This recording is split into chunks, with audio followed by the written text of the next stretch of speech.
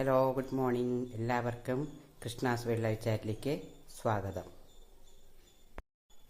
ഞാനിന്ന് ഗോതമ്പ് ദോശയ്ക്കും ഇഡ്ഡലിക്കും ദോശയ്ക്കുമൊക്കെ യോജിച്ച ഒരു സൂപ്പർ ടേസ്റ്റുള്ള ഒരു സ്പെഷ്യൽ ചമ്മന്തിയാണ് തയ്യാറാക്കാൻ പോകുന്നത്. അതിലേക്ക് ആവശ്യമുള്ള സാധനങ്ങളാണ് ഇതാ: 3 ചെറിയ സവോള ഞാൻ എടുത്തിട്ടുണ്ട്, പിന്നെ ഒരു 10 കപ്പൽമുളക് എടുത്തിട്ടുണ്ട്, പിന്നെ ഒരു തക്കാളി. ഇത്രയും സാധനമാണ് ഇതിലേക്ക് ആവശ്യമായിട്ടുള്ളത്. ഇതിൽ ഞാൻ എന്ത് ചെയ്യുന്നത്, ഈ കപ്പൽ മുളകിനെ ഞാൻ എപ്പോഴും ഇതിൻ്റെ ഞെട്ടുകൾ ഞാൻ നടുവേ പൊട്ടിച്ച് അതിനകത്ത് വിത്ത് ഞാൻ എടുക്കാറില്ല, എന്നിട്ട് ആണ് ഉപയോഗിക്കാറ്. പിന്നെ ഉപ്പ് ആവശ്യത്തിന് വേണം. പിന്നെ ഈ മുളകൊന്ന് വറുത്തെടുക്കാൻ വേണ്ട വെളിച്ചെണ്ണയിൽ തന്നെ ചെയ്യുന്നതാണ് ടേസ്റ്റ്. അതല്ല വേറെ എണ്ണ ഉപയോഗിക്കുന്നതിന് കുഴപ്പമൊന്നുമില്ല. അപ്പോൾ ഞാൻ ഇതൊക്കെ ഒന്ന് നേരാക്കിയിട്ട് വരാം. സവോള ഞാൻ ഇവിടെ ഈ വലുപ്പത്തിലാണ് കട്ട് ചെയ്തെടുത്തിരിക്കുന്നത്. പിന്നെ തക്കാളി സ്ലൈസ് ചെയ്തെടുത്തിട്ടുണ്ട്. മുളക് ഞാൻ പറഞ്ഞില്ല, ഇതിനകത്ത് പരമാവധി കുരുക്കൾ കളയും, മുഴുവൻ പറ്റില്ല എങ്കിലും. എന്നിട്ട് അതിന് 2ആയി പിളർന്നിട്ടുണ്ട്. ഇനി നമുക്ക് ചെയ്യേണ്ടത് എന്താണെന്ന് വെച്ചാൽ, അടുപ്പത്ത് ഗ്യാസിന് ഒരു ചീനച്ചട്ടി വെച്ചിട്ടുണ്ട്. പെട്ടെന്ന് ചൂടാവുന്ന ചീനച്ചട്ടിയാണ്.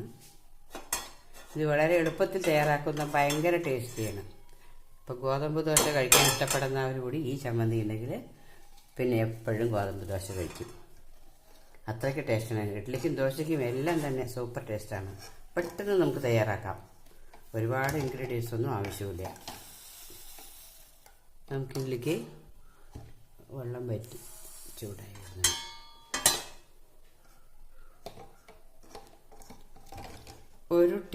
ഒരേ ഒരു ടീസ്പൂൺ വെളിച്ചെണ്ണ ഇത്രയേ വേണ്ടൂ. കാരണം ഇതിൻ്റെ പ്രത്യേകത എന്താണെന്ന് വെച്ചാൽ, ഞാനിതിൽ ഈ മുളക് മാത്രമേ വറുത്തെടുക്കേണ്ടതുള്ളൂ, ബാക്കിയെല്ലാം പച്ചയാണ്. ഓക്കെ, മുളക് മാത്രമേ നമ്മൾ വറുത്തെടുക്കേണ്ട കാര്യമുള്ളൂ. ഇത് കുരുവൊന്നും ഞാൻ ഇതിലേക്ക് ഉപയോഗിക്കില്ല. വറുത്ത് കഴിഞ്ഞാൽ സ്റ്റീലിൻ്റെ ആയതുകൊണ്ട് പെട്ടെന്ന് ചൂടാവുന്നുണ്ട്. ഇത് മാത്രം ഒന്ന് തന്നെ നിറമാറി കഴിയുമ്പോൾ ഗ്യാസ് ഓഫ് ചെയ്യാം. ഇനി ഇതാ ചൂടിൽ തന്നെ ആയിക്കോളും. നമുക്കൊരു ഉള്ളിയും തക്കാളിയും ഒന്നും വതക്കേണ്ട കാര്യമില്ല. ഇനി തണുത്ത് കഴിഞ്ഞാൽ ആവശ്യത്തിന് ഉപ്പും ചേർത്ത് ഇതെല്ലാം ഒന്ന് അരച്ചെടുത്താൽ മാത്രം മതി. ഞാനിതൊന്ന് അരച്ചെടുത്തിട്ട് വരാം.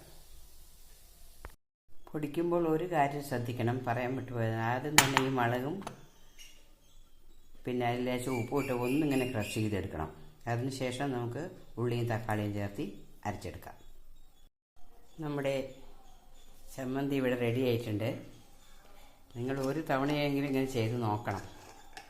പിന്നെ ഇതിൽ ഏറ്റവും ലാസ്റ്റ് നമുക്ക് വേണമെങ്കിൽ 1 ടീസ്പൂൺ കൂടി വെളിച്ചെണ്ണ ഒഴിച്ച് കൊടുക്കാം. വെളിച്ചെണ്ണ ടേസ്റ്റ് ഉള്ളവർക്ക് അത് ഒന്നുകൂടി ടേസ്റ്റ് കൂട്ടും.